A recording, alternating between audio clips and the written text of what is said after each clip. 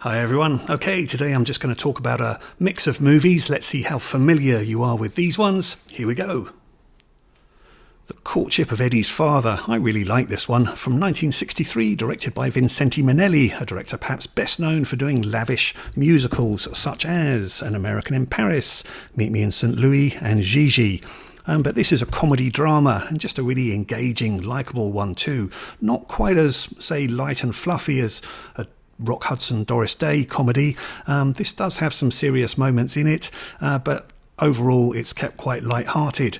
But yeah, basically we have Glenn Ford here as a businessman who's recently widowed, and he is coping with his young son, who is played by Ron Howard, who nowadays is best known as being a director, but back in the 50s and 60s was a very significant child star. And essentially the two of them are coping with the loss of the wife, mother, and possibly considering whether another woman can come into their household. Potential suitors include the woman who lives next door, played by Shirley Jones, a local beauty queen who's come to town, played by Stella Stevens, or is it going to be a chic fashion designer, played by Dinah Merrill? All of the performances in this are really, really good. Glenn Ford was perhaps criticised a little bit as being too serious for the role, but actually I think that gives this film a bit of an edge, and I actually like that. Ron Howard certainly is very confident, a young child star in this, and is quite engaging. And yeah, this doesn't have the sort of sickly schmaltz that you might expect it to have. So yeah, it won't be for everybody for sure, but I really, really enjoyed this much more than I thought I was going to. Now, this did get made into a TV series as well in the 70s, starring Bill Bixby, who played Bruce Banner in the Incredible Hulk series, and Jodie Foster had a guest role in that. Shirley Jones and Ron Howard, they had actually appeared on screen before in The Music Man, and there's Shirley Jones there alongside Robert Preston. And also, by weird coincidence, if we jump forward to the 70s, Stella Stevens had a starring role in The Poseidon Adventure, and then just a few years later, Shirley Jones had a starring role in Beyond the Poseidon Adventure. So yeah, strange coincidence that. But yeah, like I say, all of the performances in this are really, really likeable. Yeah, this was much better than I was expecting it to be. Absolutely loved it. The Courtship of Eddie's Father. And Hope to Die from 1972. Now, this is an interesting one. Now, directed by René Clément, the French director who had also directed Les Jeux Interdits, Forbidden Games. One of the first films I saw from René Clément. A really excellent film, this one. But yeah, this is a fascinating one. So we have Jean-Louis Trintignant as a criminal here who starts the film. He's being chased and having to evade capture by entering Canada, and he then shacking up with a group of criminals who are headed by Robert Ryan, and they are planning to do a kidnapping. Lots of intrigue involved. So a very action-packed kind of start to the film, but then the film really changes because we're then really looking at the character dynamics of this criminal gang and how Jean-Louis Trintignant's character fits in with them. And it becomes really, really interesting. Lots of sitting around and talking in a house, though. So definitely, although this film describes itself on the back here as a action-packed crime thriller, that's a bit misleading for sure, and it does leave you perhaps scratching your head a little bit towards the end in terms of what you're supposed to make of all of this. But yeah, definitely this is a fascinating film. So to have Robert Ryan here, this is very much at the end of his career. And he is dubbed as well because this is a French film. But yeah, he is excellent, still very expressive in the eyes. He's really fantastic to watch. Co-star is Aldo Ray. I've talked about him a couple of times on my channel before. And that's because he starred in the final film from Ealing Studios, which was The Siege of Pinchgut. I really love this film. And he's also in the great John Gilman film, The Day They Robbed the Bank of England. The cast in this also includes the very beautiful Lea Massari, who was in Antonioni's L'Avventura, as well as the beautiful Tisa Farrow, who's perhaps best known for being in Lucio Fulci's Zombie.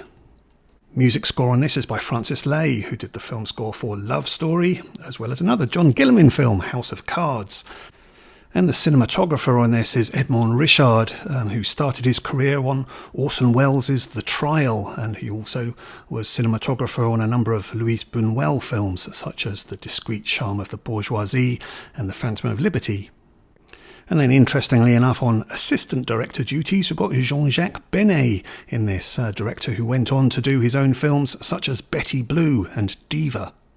But yeah, I really enjoyed this. So like I say, definitely if you're looking for a sort of action-packed crime thriller, then this will disappoint you because it's not that. It does get a exciting start, but then things change direction quite a bit. But as a character study, it's absolutely fascinating and really interesting cast here. So yeah, I enjoyed And Hope to Die. Cry Wolf, this is a film from 2005. I picked this one up fairly recently, and a number of horror fans commented on my channel that they thought this one was underrated and underseen. So interestingly, on the DVD of this, there is a short film that's called Manual Labour, and basically that was a script-to-screen short film that was done in 7 days about a woman who, with her husband, goes into an underground car park and her water breaks. She's pregnant, and her husband forgets which floor of the car park he's left the car on and has to race around to try and find it. Quite an entertaining little short film, and the point of that is that that was successful enough to enable its director, Jeff Wadlow, to get a budget to do this, his first feature. Now, this looks like a very generic kind of horror slasher thriller, but it's a PG-13 rating, which was quite a surprise when I saw that. And essentially what we have here is much more of a mystery thriller, if you like, that involves school kids sending a hoax email around about a serial killer and then finding that actually there is a killer on the loose, and they need to try and work out who that can be. So yeah, there is no gore in this one, surprisingly, and I was okay with that, and actually it plays out nicely enough as a mystery thriller. The cast is not great. This is a first feature. There's no great performances in here, although the young actress Libby Booth is quite good in this. But yeah, and it also has this early 2000s sequences where they do flashbacks and they use that sort of oversaturated grainy look, which isn't too impressive, but other than that, yeah, this was passable. It's okay. I wouldn't say it's great. I know a lot of horror fans tend to like horror movies, whatever they are, but yeah, I wouldn't say this is a bad one. But yeah, Jeff Wadlow, he then went on to do Kick-Ass 2, and then more recent movies that include Fantasy Island and Imaginary. So these haven't been highly rated films, but yeah, he has gone on to more success. Anyway, Cry Wolf. Cave of Forgotten Dreams. Now, this is a documentary by Werner Herzog. And what we have here is a cave, the Chauvet Caves, that were discovered in the Ardèche region of France in 1994. 32,000-year-old cave that had been effectively preserved by a rock slide some 20,000 years ago.